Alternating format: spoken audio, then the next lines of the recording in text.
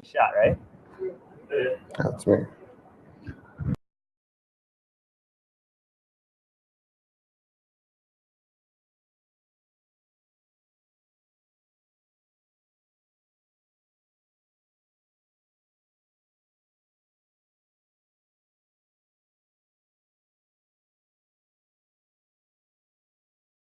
Of Socialite. What Socialite does is basically helps brands figure out how to best work with influencers. The influencer space has become very, very hot lately. There's more and more people kind of entering into it, using it as a means to build their careers, to become fashion designers, to become stylists, to work within this field that we all love, which is the fashion and kind of luxury lifestyle category of things.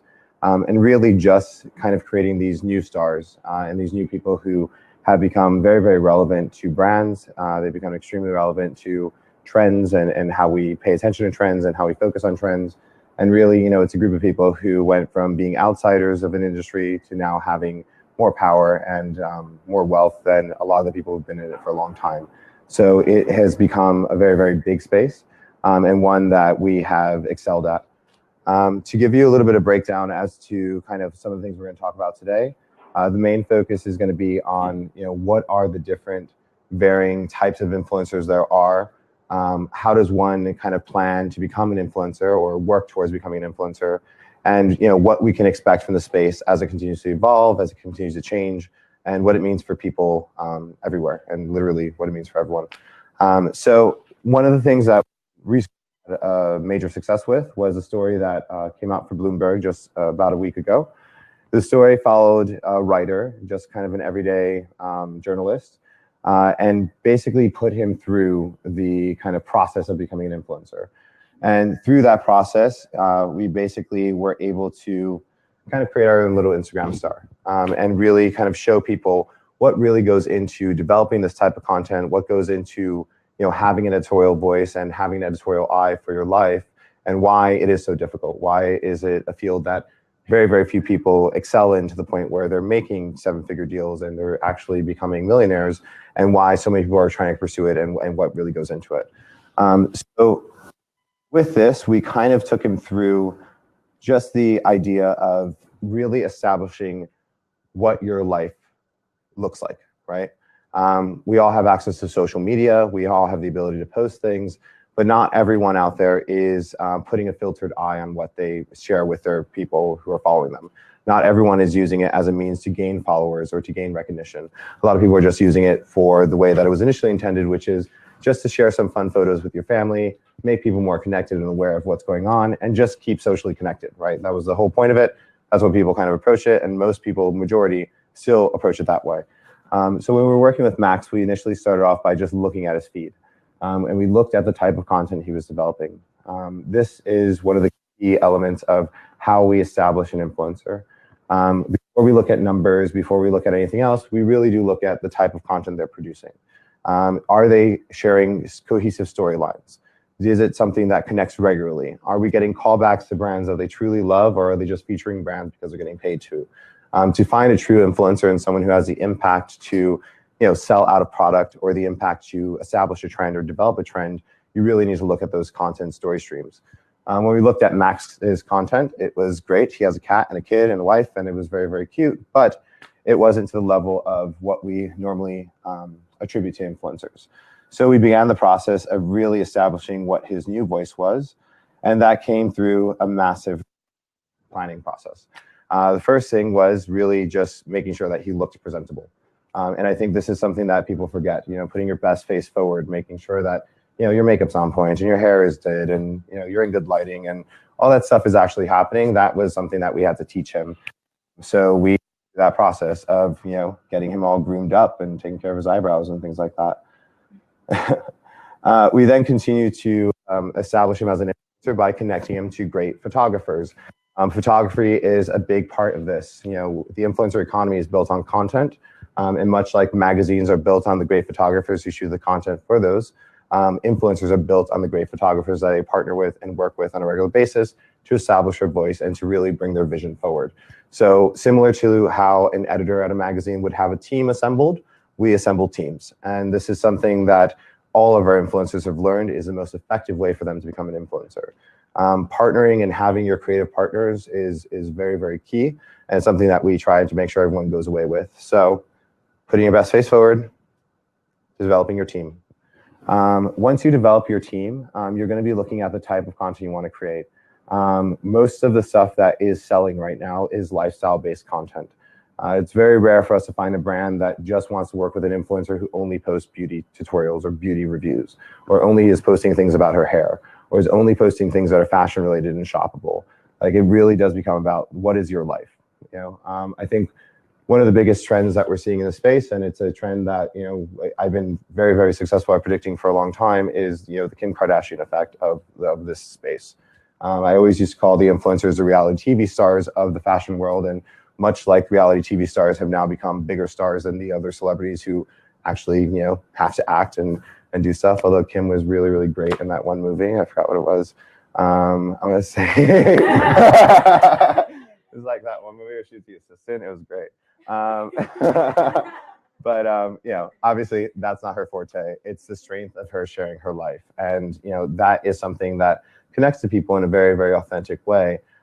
Because now they feel a little bit more involved. They're getting those little peeks into your life that are, a little bit more personal and a little bit more, polished for someone like him. But it's a way of sharing your story that becomes very authentic, and people are looking for that. So once you have your team in place, it's establishing what your storylines are, and that's kind of what we went through the process with Maxon. And as you can see, like, as we started developing what his story would be, we decided to position him as a male influencer. He's someone who gets invited to lots of things, someone who has a very, very key mind in terms of business and strategy and things like that. So we try to create a story of someone who fits within that. When we're creating stories for influencers, or when we advise our influencers on creating stories around their brand, hey, how are you? A big part of it becomes around, what are the brands that you're most associated with? What are the brands that are already in your closet? What are the ones that you already support? If you're a new influencer starting out, we try to advise them against just working with those brands that you think everyone else is working with. Like, you don't have a lot of money, so you shouldn't be buying Chanel bags because you can't afford to buy Chanel bags, and that's not authentic to your life. But you might buy that one signature piece that stays inside your collection and becomes something that is continuously featured, and everything else is rotating and changing so that you're giving fresh content to your audience and followers. It's not about the big brands as much. What we're finding is within the kind of micro influencer category, influencers with 10,000 to 50,000 fans, that working with smaller brands is actually a much better way for them to make money, establish a presence, have that cross promotion, and basically build their profiles through that. So as you're thinking about your storyline, think about the brands that make sense for you every single day. Look at those brands' Instagram accounts, look to see if they're socially active, look to see what type of content they're creating, and then try to establish yourself as someone who can create better content or more visually appealing content within your own social feed to connect to those brands.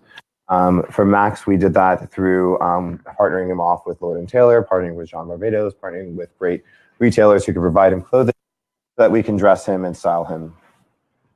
Another key element of this becomes in the lifestyle category, but basically, showcasing the other things in your life that connect back to an audience. What we find is that influencers don't eat the same way all of us eat. They don't shop the same way all of us shop, because they're looking for things that visually represent them in the best way possible.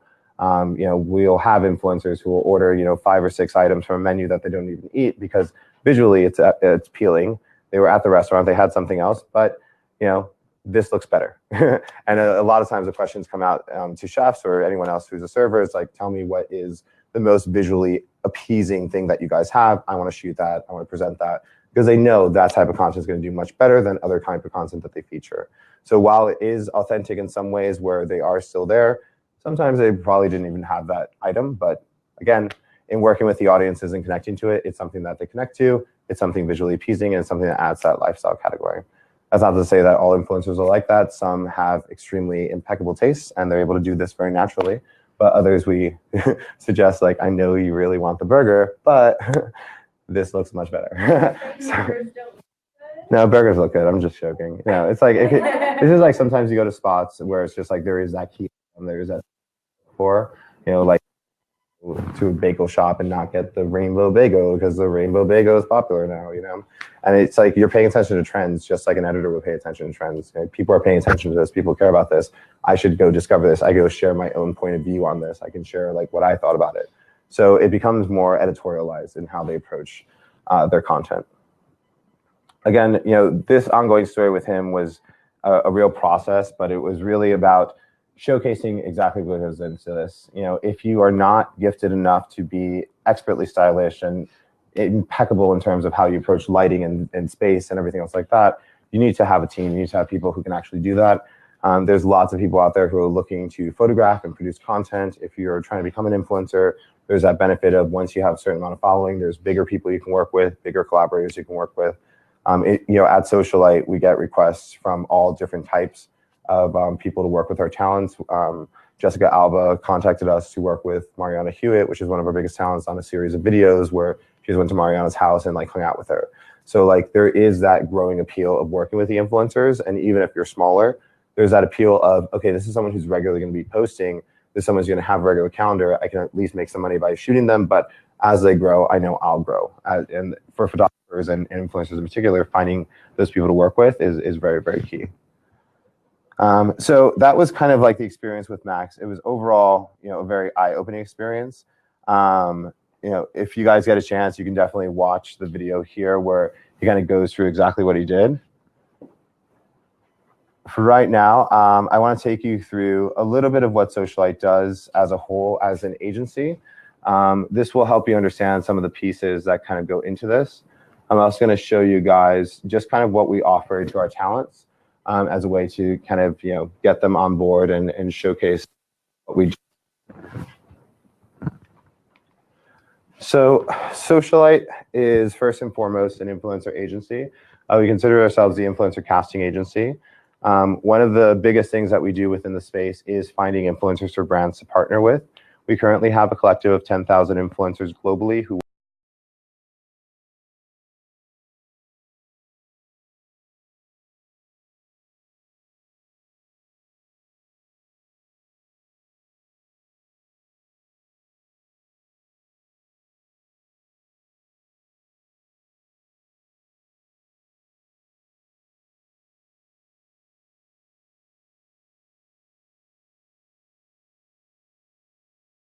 her projects. Or you can look at someone like Michelle Phan, who launched Ipsy. She has her own creator network. She's someone who's like an independent free agent, but she has a team of people. So we go to those people for specific projects. Then we go to the talents who are represented by agencies. So right now we're working with groups like CAA, UTA, IMG. These are all large talent agencies who've realized the impact of influencers and started signing influencers on as clients. So we'll work with these groups as well and working with their talents to figure out how to incorporate them into campaigns. And then, you know, we have our own as well. Every single month, we are developing anywhere between 500 to 1,000 campaigns with influencers. We probably one of the largest groups right now who's just specifically focused on this. And we break down the influencers by multiple categories. So we have fashion, beauty, travel, home, dining. We have musicians and gamers, dancers, comedy stars.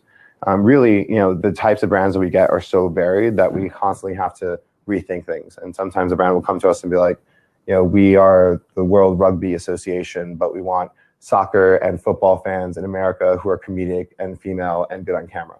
And it's like, okay, that's very specific things that you want, but we go through the casting process, we send out the request, and then we get inquiries back from the agents and the free agents as to like, okay, I have someone for this.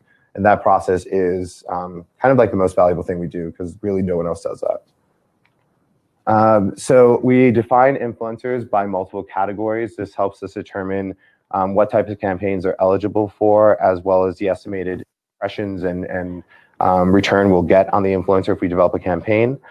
We have our fresh faces level, which is 10,000 to 100,000 fans. That's a cumulative fan base across Instagram, Facebook, Twitter. We used to do Vine, but they shut down Vine, so we don't pay attention to that. We used to do Google+, but no one did Google+, so we got rid of that. We used to do Blog Lovin', but no one gives a fuck, so we don't do that one anymore.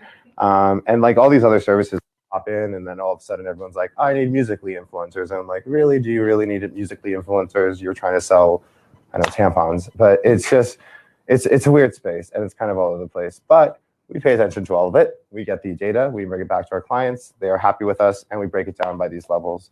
Next level up is our rising stars level. That's 100,000 to about 250,000 fans.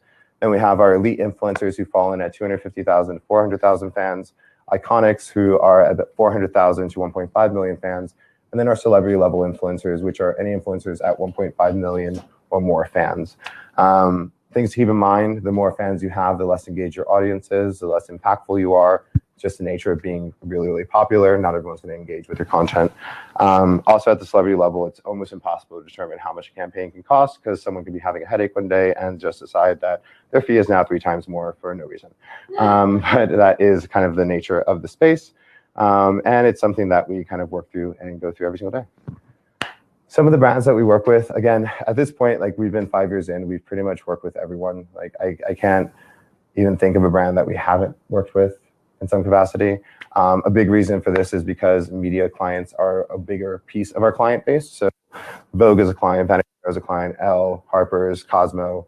We have 26 media partners, and they bring us all their brands to work with. So if a magazine is trying to do an influencer program, which a lot of magazines need to do those now because that's what they're getting requested from advertisers, those magazines come to us, and then we develop their programs for them. Why influencers? I mean, I don't know how much you guys know about the influencer space or why it is such an important space right now. Basically, what happened was, we as a consumer base, or as millennials, got tired of being told what is beautiful, what is attractive, what is my skin tone, what is my body type. Got tired of hearing that from magazines. And the magazines kind of had that, ownership. They basically got to say, this is what the trend is, this is what everyone's wearing, this is what's in, this is what's cool. We realized very, very quickly that through social media, we can be connected to so many other ideas. And then we started seeing these people who became the faces of their brands, and these people started gaining following. And now influencer marketing is one of the most effective spends on marketing dollars. In the past year, we saw about 75% of marketing budgets for most brands shift over into influencer marketing, which is influencer social content, all that stuff. So now there's tons of money going into the space. These influencers are making a crap load of money. Everyone else wants in on it. So now we have a lot more people and a lot more influencers growing into the space. The reason why it's effective marketing spend is because for every single dollar you spend on influencers, you return $6.75 in return for your brand. There is literally no form of marketing that is as effective as that. It is the simple fact that we've got tired of a couple things. Again, the magazine side. 2, celebrities pretty much suck.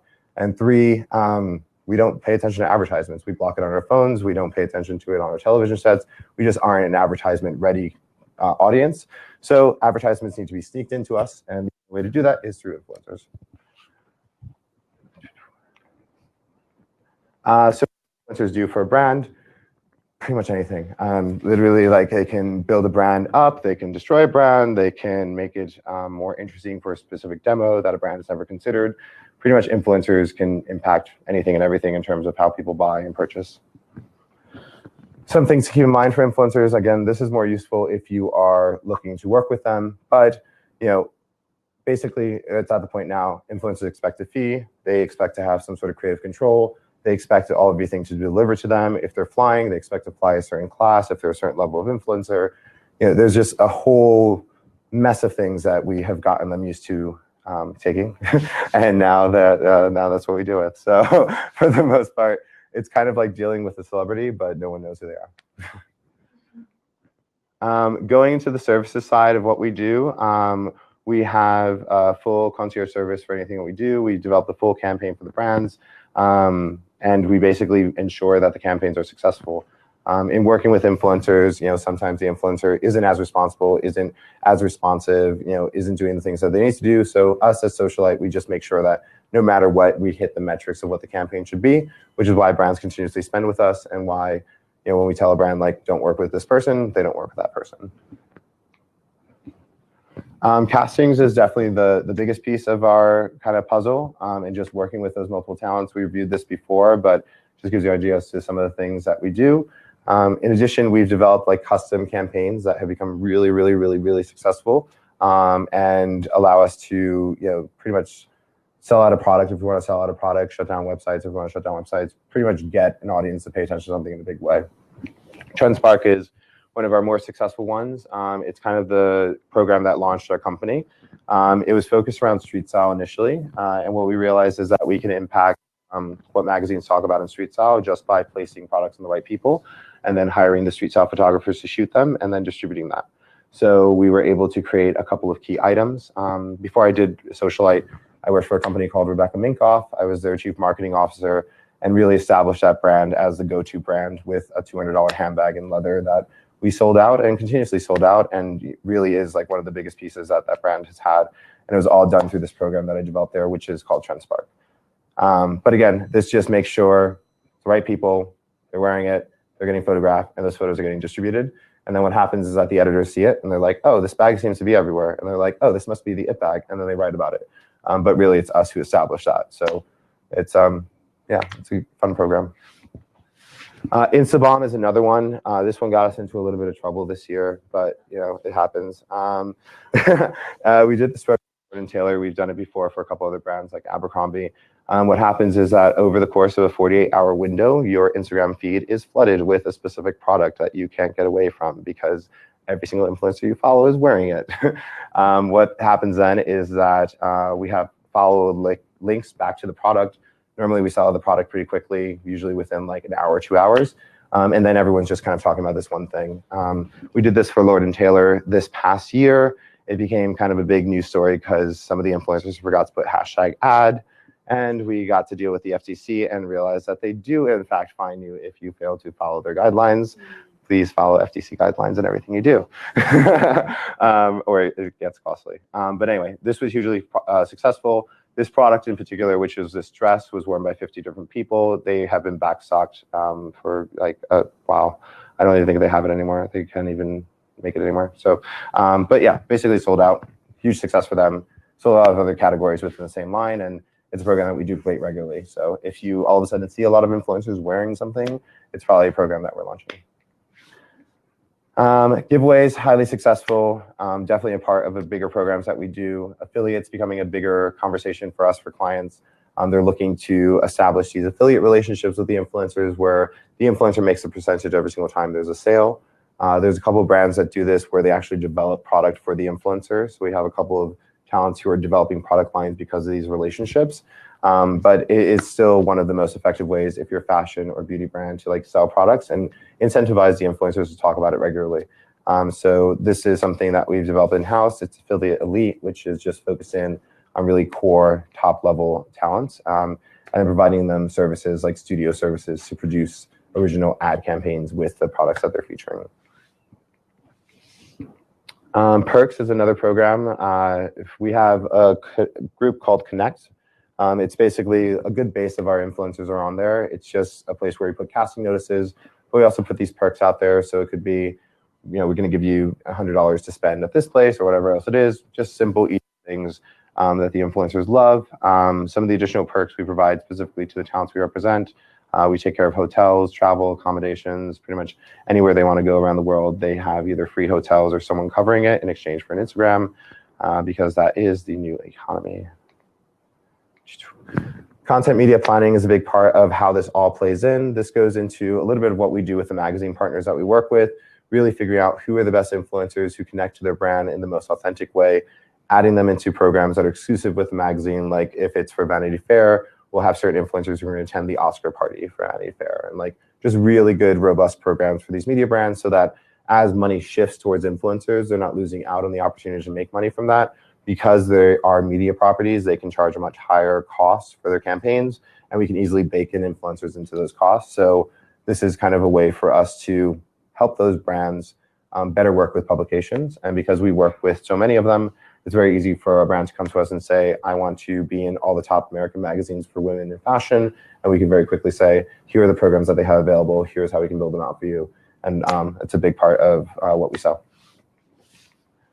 Ambassadors are probably going to become a little bit more prevalent over the next couple of years. Brands have gotten to the point where they realize it is expensive to do these one-offs with an influencer. They might go to someone, you know, like an Ami Song, and you know she'll quote $30,000 for like one Instagram with one blog post, and it's like that's not the right way to spend. So what we do is that we teach brands, develop these ambassador programs. We're going to establish trips that the influencer goes on that's connected to the brand. We're going to establish in-store appearances. We're going to establish exclusive content they're going to create for you. We'll do takeovers on your Snapchat, your Instagram, and all your other social profiles. Plus, the influencers themselves will only be featuring your brand, and they won't have any competing brands that connect. And these ambassador programs can range in high amounts. The most expensive one we've seen is about $3.5 million, and that's for a 2-year program. But if you're a bigger influencer, these are the types of programs you want to go for, and it's a big part of like what we build out for our talents. Travel diaries is a bigger activation. It basically allows us to be anywhere around the world anytime we need to be. So if you are a seasonal brand, let's say you're a swimwear brand, but you're based in New York City and it's December, but you need swimwear shots, how do you do it? You work with influencers on our travel diaries program. We send out 5 to 6 girls, send out a photographer, send them to a beach location, have our partners at the beaches or at the locations comp it and provide all of those access for free. And then we develop content at a cost that's like much less than trying to figure out how to do a shoot in December on a beach. And you're doing it with people who actually have an audience, so your marketing is already baked in. Events continue to grow. For the next year, we're going to have a number of events that we're launching out. We're relaunching the Socialite Awards in February, which we're doing in partnership with a great publication. We're relaunching Socialite Summit. We have another series of conferences that we're going to be taking over soon that will just connect to how influencers learn and develop and kind of grow as talents, but also giving them the opportunity to connect to brands, giving them the opportunity to have face time, and really establish those relationships that they need to grow. So our events can range from anything to a travel house to Coachella, or a dinner in New York, or a conference, or anything else. We kind of have filled up our schedule with like all these things that we can then incorporate influencers to and bring brands connected to. Socialite Studio is a program we launched about 6 months ago. Rodrigo, that gentleman in the back, is actually overseeing much of it. For Socialite Studio, it's basically answering the one question that most brands have, and it's how do I fill my feed with content that people care about? How do I share a story that people care about? I'm a brand, so I think like a brand, which means I am only used to having my ad campaign, and that's 8 images. But to be a good brand on Instagram, you need to be posting 3 to 5 times a day. You would go through all those images in a day and a half, and then you're screwed. So what we do is that we provide packages for brands, and we kind of work with them on the storyline of what their brand is. We identify exactly what their voice and tone is. We identify exactly how many shots we're going to produce every single month. We work with them on certain copy points. We pay attention to specific hashtags that matter within that month, like if it's National Kiss Your Puppy Day, try to get a puppy to kiss, stuff like that, that we know will connect to the audience and fit within these specific global trending opportunities. And then we package it up. It's sent to the brand, it's all ready. The brand chooses influencers that they love, so they'll find content that they like, and then we produce that type of content. And it makes it a lot easier for them to manage their social accounts and to actually talk to their audience in a very, very authentic way. So with this program, we connect to a lot of our in-house talents. So when a brand is working with us on one of these activations, they're working with an influencer who has 500,000 million plus fans, someone who understands how to develop content. And those people have such a higher amount of education as to like how to do it in an effective way, versus maybe like traditional photographers, traditional people in the field, just because that's all they do. That's their entire life. That's literally their content factories, and they're creating this amazing, very, very engaging, very, very well done content. And I love like all our creators because they're just so very, very good at it, and they're on point with their content creation. But it's something that brands need, and we help facilitate that by managing those programs. Content reach is a key component of this. So we're looking at about 100 stylists, photographers, really, really core group of people that we've kind of hand selected and picked. And the type of content we can create ranges. We can do animated GIFs, we can do product shots, we can do e-commerce shots, we can literally do anything, because all these people do is just produce content. So we can produce that content at a cost that's much more effective for the brands and kind of help them grow and build. And with that includes some of the enhanced editorials we do, which are like cinemagraphs, animated GIFs, videos, things that fall within the content stream, but increases that value for the brand and make sure that they have a story that really connects. Amplification is becoming a bigger and bigger part of a lot of our programs. Basically, there's one part of the influencer promoting and pushing it out, and that's great, and you get that type of hit. But you want to be able to, as a brand, to very, very much so target your content. So if an influencer creates content for us, we then develop a program for the brand where we are doing Facebook ads and Instagram ads and Twitter ads against that content to a very specific audience. Because the content is so high quality, the click-through rates are much lower. Because we're doing things like enhanced editorials with cinemagraphs, the amount of engagement on that content is much higher. And we're able to actually do really, really smart Facebook, Twitter, and Instagram buys that come at a price that's much, much lower than if like a brand did it themselves. Like we can get CPMs that are pretty impressive, and CPAs, which is like cost per action, like people actually clicking to buy, that it's much, much lower than, pretty much, so you can't really find a rate as low as ours for that. So we've been getting a lot more of these budgets. But again, as we develop Socialite, taking it first from the casting perspective to just becoming 360 approach to all your marketing for social, we're finding brands spending a lot more with us, but also spending on all these different programs. Because if you look out there and try finding all this, it doesn't exist yet. Usage and exclusivity, it just goes into basic stuff to know, what is standard usage rights? How long does a brand own an image from an influencer? We try to teach our influencers this a lot, just to kind of educating them on saying like, okay, look, you created content, you own that content. This is your creation. You are treating this as if you're an artist. So you own this. How long do we want to let the brand own it? How long should the brand be using it? Can they use it in their marketing campaigns? Can they use it in ad spends on Facebook? Can they use it in their social? We start getting to usage rights, and that's how we establish the rates and fees for a lot of this stuff. So when you're working with a brand, just consider that yourself, because that is an important one to know. Okay, so now I want to go into kind of what we do on the management side.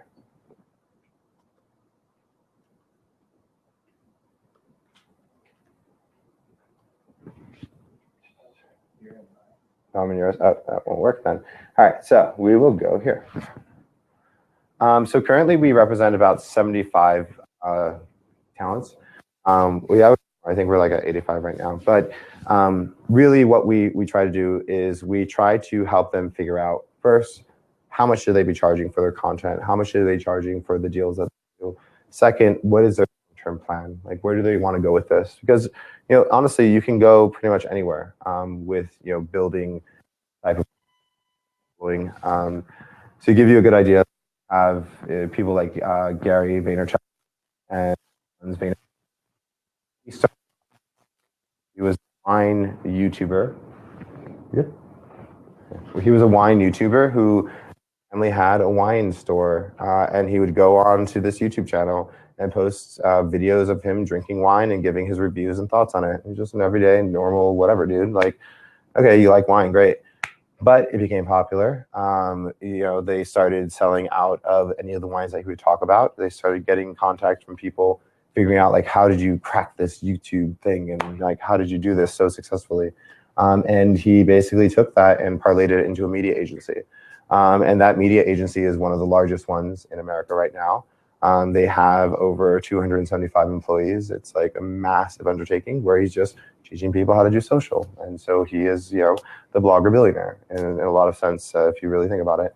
Then you have people like Michelle Phan, who did phenomenal work with her own YouTube channel, really kind of becoming a voice and sharing beauty tutorials for a long time. And she took that and she developed Ipsy, which was basically a subscription box, just beauty things that she would suggest to people, and they received their monthly beauty things from her. And then from that, she created a studio in partnership with a larger group to create exclusive content. And then she's another one who's another billion-dollar company type influencer. You have Emily Weiss from Into the Gloss. Started off as someone on The City or The Hills or one of those shows, like just temporarily as like the internet teen Vogue. And then she went from that to launching Into the Gloss. Into the Gloss became hugely successful. About 2 years ago, she launched Glossier. And about 2 weeks ago, she just received $25 million in funding for her beauty brand. This is something where you can do literally anything. Once you have people behind you, once you have people paying attention to you, and they are really paying attention to you, you can take this into literally anything you want. And there is no doubt that within the next 2 years, we'll have our billion-dollar bloggers. Like, it's just the nature of where this field goes. So we help people figure out how to do that in the best way that we possibly can. So it goes into a couple different things. If you want to read this at some point, you can. I know it's a lot of small text, but really it goes into managing their campaigns, managing their schedules, almost managing their lives, making sure that they have, hotels, travel, things like that. If they're coming to Fashion Week, making sure that they're getting front row seats at specific shows. Like we take on a lot, full PR services. So we have a PR team that helps them get additional press, helps them get additional attention. We have a team that just focuses in on app development, anything that they want to do within that space. We've helped influencers launch product lines, helped them launch shoe lines, handbag lines, jewelry lines, beauty lines. We've worked with them on establishing, $1 million deals with brands, really, and having these larger brand ambassador programs and setting that all up. And really just knowing like the tips and tricks of how to grow a little bit faster, but also how to continuously establish that voice. And that can be other things that we do, which includes, giving them photographers, stylists, people to work with, connecting them to more brands, setting up meetings with them, to be desk side with brands, and kind of like helping them through that process. But one of the things I would say about this field is, there's ways that you do it yourself. You need to have a team. So try to establish who your team members are.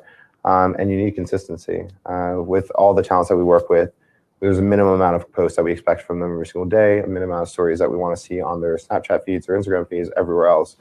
Because if they're not consistent, then their audience isn't paying attention as much. If their audience isn't paying attention as much, then they're losing that audience. And this is a space that is highly, highly competitive now. This isn't, 5 years ago where there was only 5 bloggers to be able to pay attention to. This is now hundreds of thousands of people really trying to enter into this space. College classes being taught about this. Like, it really is a very, very different way to approach things. And I guess one of the key takeaways I think that, I would want you guys to know and establish and really pay attention to is that we are in a very different type of economy. We are in a very different space where your social feeds, where what you're posting, where what you're sharing really does have an impact on how much money you can potentially make in the future. And if you are not establishing a brand for yourself, if you're not building your own personal brand, you will not compete as effectively in the future. So you really need to take this stuff seriously, because there has already been proven that people can make millions off of this. It's already been proven that people can completely disrupt industries of this. But how it's going to impact the everyday person, it's not just the influencers who are going to be impacted by it. It's literally everyone. No, I just had a question in terms of this brand management services. Is this something that influencers pay Socialite to do for them, or is this something? It's all hand selected people. Yeah. We would do it. It's just, it would be so costly. Like, and for us, is like, we look at it in the sense of establishing how much an influencer makes per year. Mm-hmm. We then look at it, how many managers we need per influencers. So we'll say like, okay, one manager can potentially handle 10 people successfully. Those 10 people need to be generating at least $100,000 in revenue for our percentage to make sense to pay for that person and the other services we have. Mm-hmm. So we approach it very much like it's a business. But sometimes we'll take some risk on certain people. Like, we have a couple of announcements that are influencers that people wouldn't traditionally think of, who aren't necessarily bloggers, but they have like, there's something to them that really has an impact. We'll take on people like that, and we'll take on the risk and the cost associated with it. But for influencers who want to learn, the main ways we're doing that is through the conference series, Connect, which is like our private community. And then we post like 3 to 4 articles every single day around the space, so you can be aware of like who's spending in the space, who's paying attention to things, what are brands looking for, and you can start like shifting and adjusting so that you can be more marketable for a brand. And also, the influencers that you have signed, they have specific qualifications like follower count? Yeah, I mean, our minimum base used to be 50,000, now it's 100,000. We look for in a couple of years. Yeah. And then we try to only work with influencers who are making $75,000 to $100,000 a year, or at least around that. And then content quality, like we focus on luxury lifestyle, beauty and fashion. So we have to have a good mix of that type of content and be regular. Like, that editorial calendar is important. And then we look at engagement. We try to keep it. There's a lot of different. Yeah, there's like the checkpoint list. So we go through. But yeah. Oh, it's okay. Do I need to know? Oh, okay. So based on what you literally just said, I'm just wondering like what you guys are currently doing working with a micro influencer who you said is like 10 to 50,000 who might not be generating the $75,000 to $100,000 per year, but do have great content and are more or could be more engaging than some people that you currently represent? No, and the micro influencers are definitely more engaging, and we don't like that term micro. I don't like the word micro. We call them fresh faces or rising stars for the most part, and we hope the entire industry changes with us. But yeah, when working with those rising stars, we really do look to them for content development projects. So we're working with the brand, we need to produce 25 images. We'll put an outreach and say, hey, does anyone want to develop these images? They're considered for a lot of gifting opportunities, event opportunities, and then paid campaigns normally within the $100 to $500 range. And sometimes it might be a little bit more if we're getting more and more images out of them, we're trying to produce more, but that's where it falls in. And then as you kind of rise up, the amount you can charge becomes a little bit more. The only thing I would say is like you're in a category that there is lots of competition. So if you're a micro influencer, you want to be on every single platform you possibly can be. You want to be on Tap Influence. You want to be on all the SaaS programs. You want, Floor Card to be aware of you. You want Reward Style to be aware of you. You want as many people as possible to be aware of you. And that way you're cast and considered more often. You can also really focus in on the brands that you're working with within your feed or what you're featuring, making sure those brands are paying attention when you're posting them, making sure you're tagging them. And that way those brands consider you a little bit more first before someone else for other activations and things. How do you guys do outreach in terms of like casting for these kinds of projects? So we have Connect. So if you go onto Socialite at the very bottom,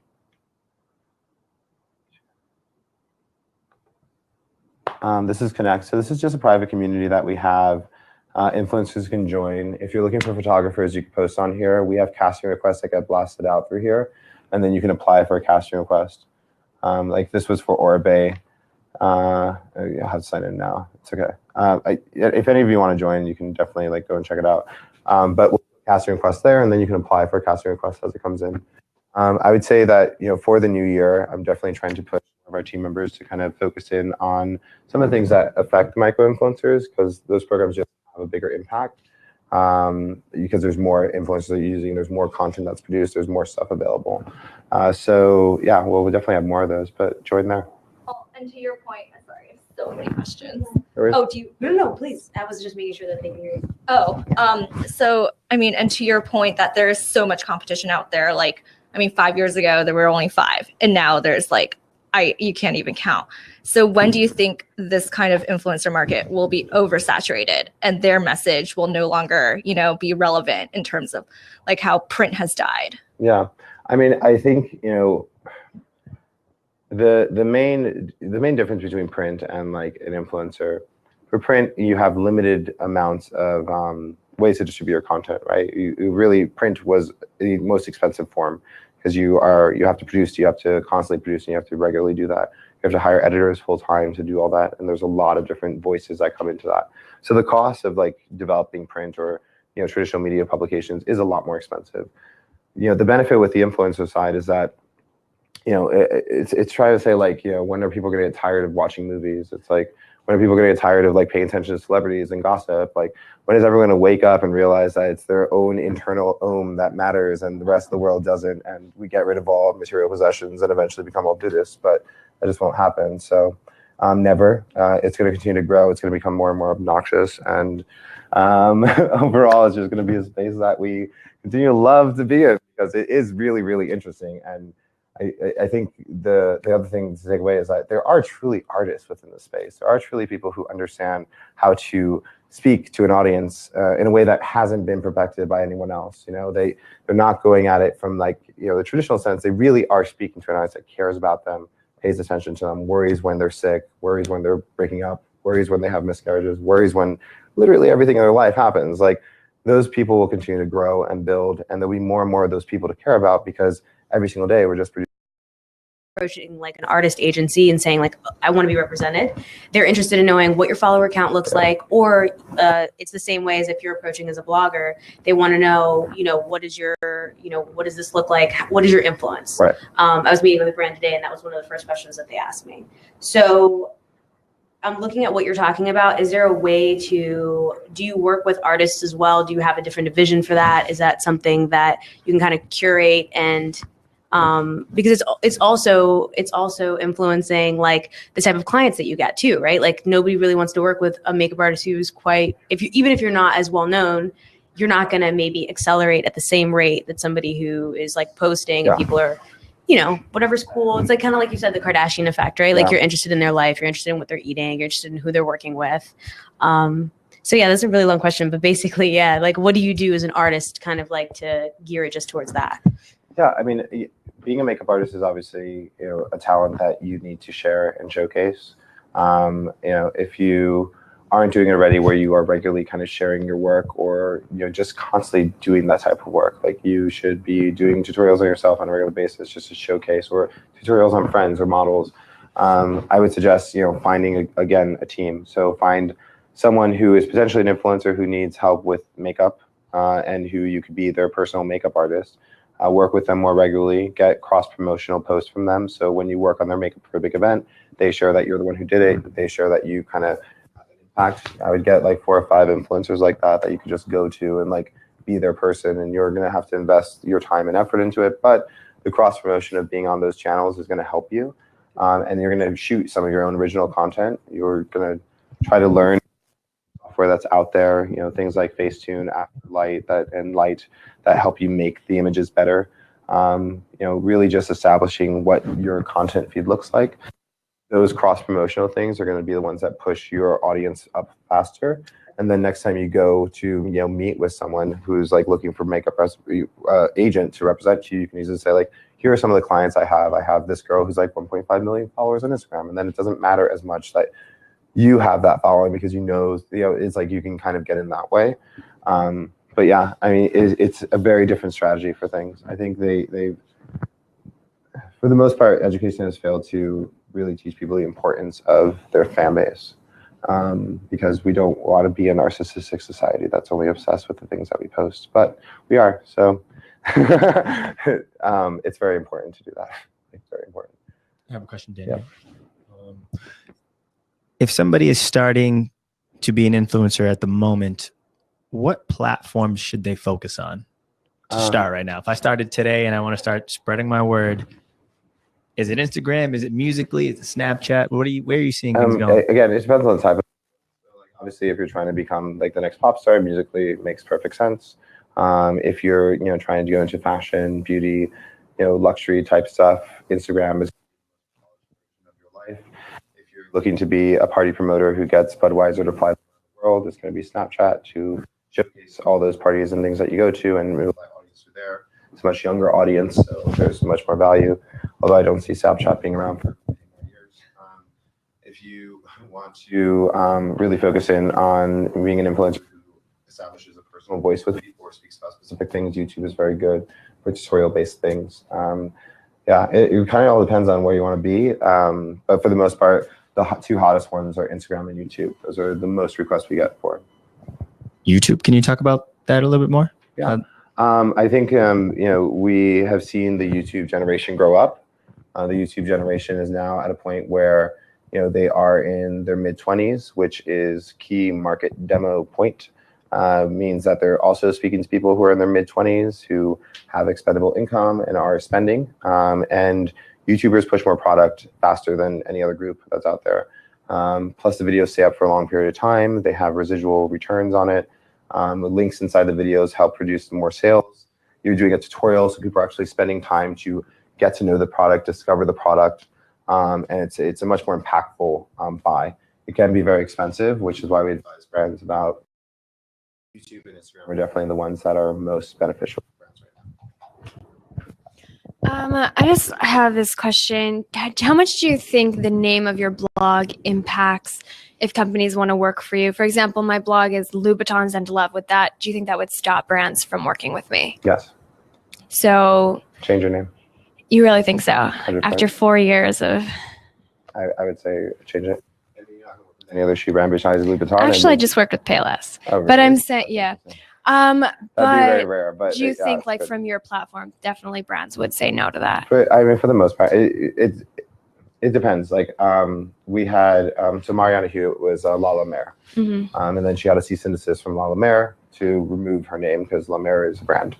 Damsel in Dior has been fortunate to not have that message come to her. Mm-hmm. But it definitely has been something where like people in the luxury market don't necessarily want to work with someone who has Dior in their name. It doesn't mean she doesn't work with luxury brands.